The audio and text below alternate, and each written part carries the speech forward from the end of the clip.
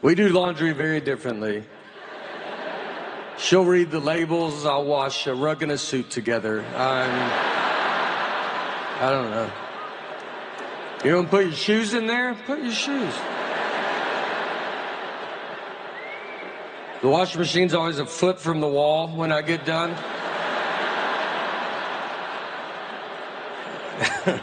It's like, that was a lot of stuff you put in there, you know?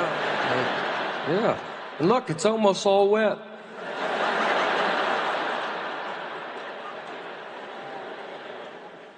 I travel a lot, obviously, so she'll be at home with our daughter. We have a wonderful daughter, as you have seen. And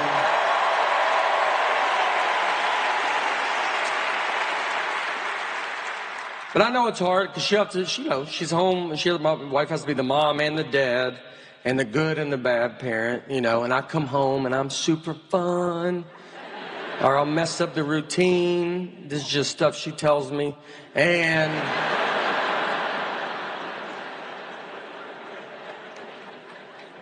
like when I go home, I'll go lay in bed with our daughter and then we get in trouble for talking. I'm not the one talking, by the way. But we get yelled at as if I'm the one talking. I do get it, because I don't think of the consequences with everything. Like, we have one dog. I would like another dog. My wife does not want another dog, because it's a lot. It's a lot to have two dogs, because you gotta open the back door and let two dogs out.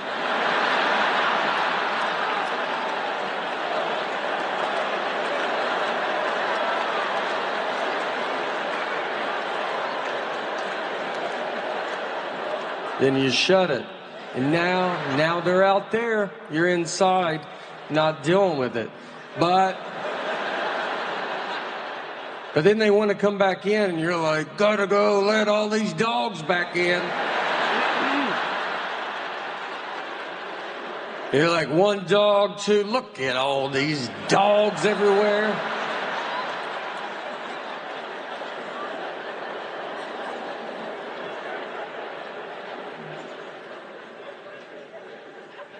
Look, to be honest, I've never taken care of the one dog we have, but two would be fun. Our dog sleeps in our bed, and someone told me you're not supposed to do that because you lose dominance over the dog. And I asked him, I said, what year do you think it is?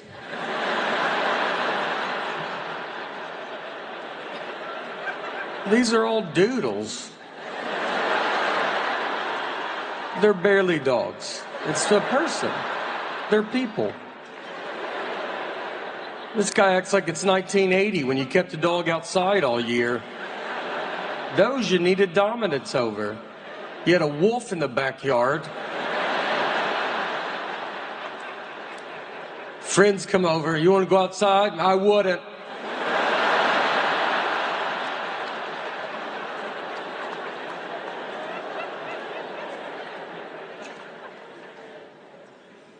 She's the cheaper one of us as well.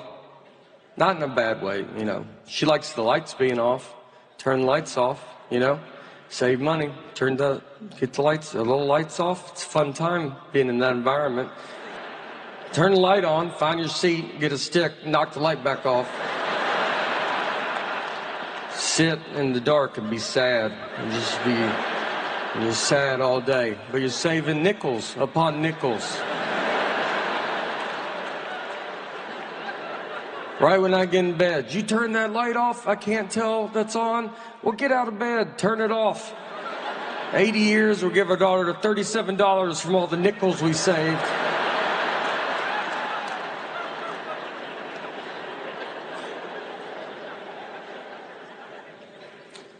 I can be wasteful. Like, if something gets to the bottom, I will throw it away. Ketchup.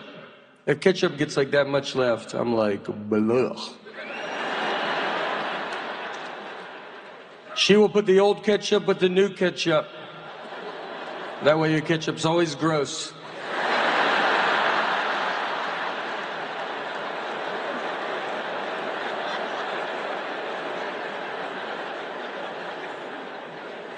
Toothpaste. I will use it to what I think the average person uses it to. I don't think I should feel muscles trying to get it out. I'm not going to have an iron on top of it. But she'll do it more. So I know when I'm done with it, I give it to the hobo I married.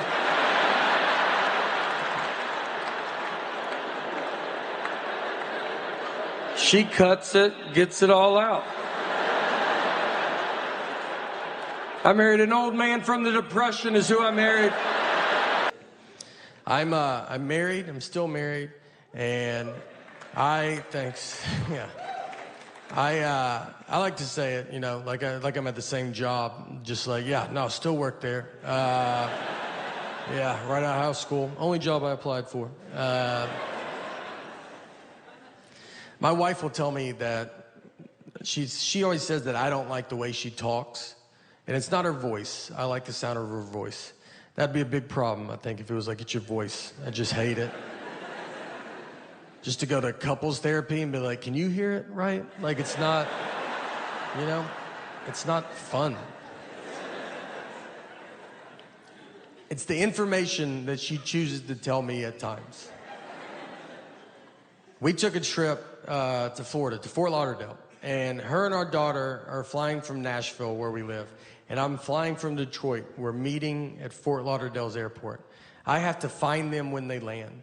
So I called her because I was about to take off, and I was like, all right, what time do you guys leave? She goes, noon. And it was 11:30, and they're still at home. I was like, Laura, I don't know if you even know what an airport is. But if that plane was in our driveway, I don't think you could make it.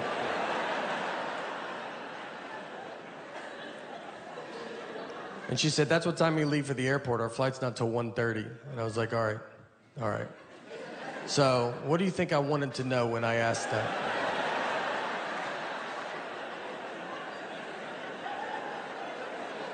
Is that what you thought the best time you could give me was a time that means nothing to nobody? What time did you go to bed last night? Just tell me that, and I'll just look up all the planes that land in Florida, and I'll guess which one I think you're on. She said, I'm sorry I don't talk the way you want me to talk. I'm like, I want you to talk like a regular person, all right? Like you've been around people before, you know? We didn't talk in Florida, I'll tell you that.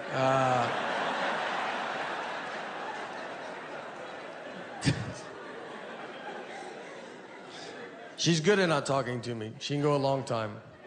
She could do her whole marriage career. Marriage fights are great because they're all very dumb. I would say 90% of them are dumb. 10% the cops show up. But we got in a fight once over chocolate milk. We didn't talk for 24 hours. What happened is I brought chocolate milk home, and she was like, why did you bring it home? And I was like, you're supposed to drink it after you work out. And she was like, that's not true. And I was like, well, there's a commercial on TV. They probably looked into it more than you did. So I decided to listen to them. And she said, that's just the milk people pushing chocolate milk. And I was like, you don't even know what that statement means. You don't know if there's milk people. And I think chocolate milk's doing fine. I don't think they're sitting on barrels of it. And they're like, we got to make up a lie. We got to get rid of this chocolate milk.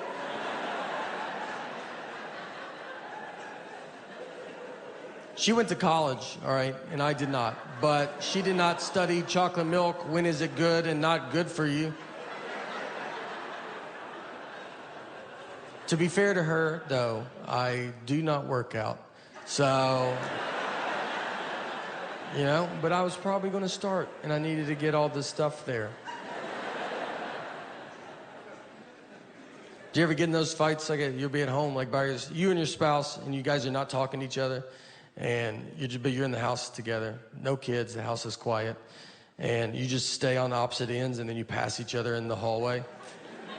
That's like the funniest part of it, because you don't live in a mansion, you have one hallway. And you just didn't time it out right, and you just have to walk by each other like strangers. You're like, oh, excuse me, sorry, yeah, no, go ahead. She'll be watching TV. I'm like, ma'am, are you watching this? I couldn't tell. I was going to change it if you weren't watching it. It's the silent treatment. The silent treatment is, it's a very common thing. Everybody knows what it is. I think women are just born knowing it. I don't think you're taught it. I don't think it's like, my mom did it and her mom. It's an instinct that's in us all, that we all just know. And here's what made me think of that. I rewatched the movie Sixth Sense. And I'm not trying to do a Sixth Sense joke. This is a 20-year-old movie. I also have to spoil it, but it's 20 years old. So if you don't know by now, I don't know what to tell you, you know? And don't be like, we're going to watch it tonight. We're going to go to Blockbuster on the way home and...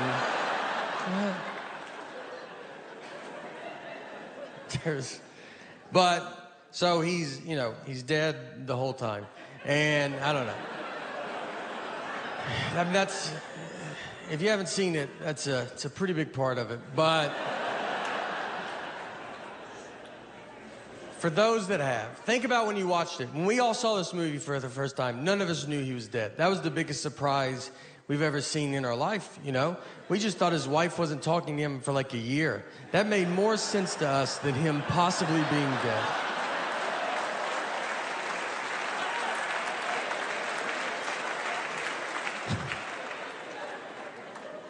And I was like, when I watched it, I was like, what do they show him dying? Yeah, that guy shoots him with a gun. That's how the movie starts. That's how obvious they're like, hey, he's dead. And we still watched it for 2 hours, just like, I know what this guy's going through, you know? This is a movie about marriage and how hard marriage is. Yeah, even if you get shot, it's your fault.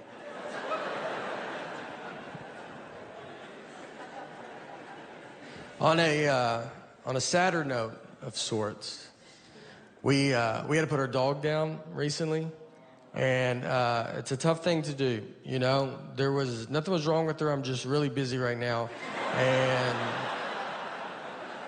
she was very sick. That was a joke, all right? That was a joke, and she would have loved that joke, so don't you worry about it. That's the type of humor she had. She was a rescue. It's not your labradoodle humor, all right? It's a little darker.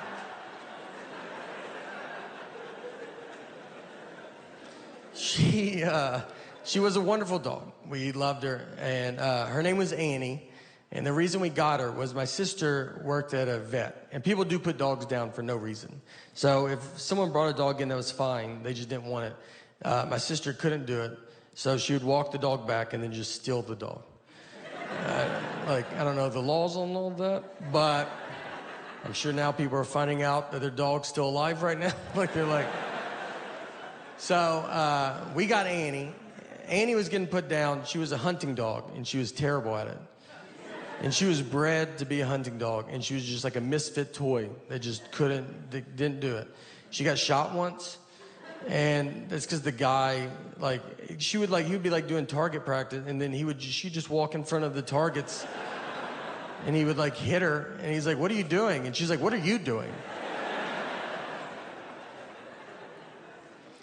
She had no awareness about her, like the senses that dogs have. We had turkeys in our backyard once, and I let her out to go chase these turkeys. You know, retired hunting dog. Figured that's fun. And we have a very normal backyard. It's not Yellowstone Park. You can see all of it at all times. I push her out, and she just pees and then comes back in the house. Never sees the turkeys. And I'm just looking at her like, you didn't feel anything? Like nothing was going? I sensed it as a human on the couch. I felt there was turkeys outside. You want to take just one lap around, see if...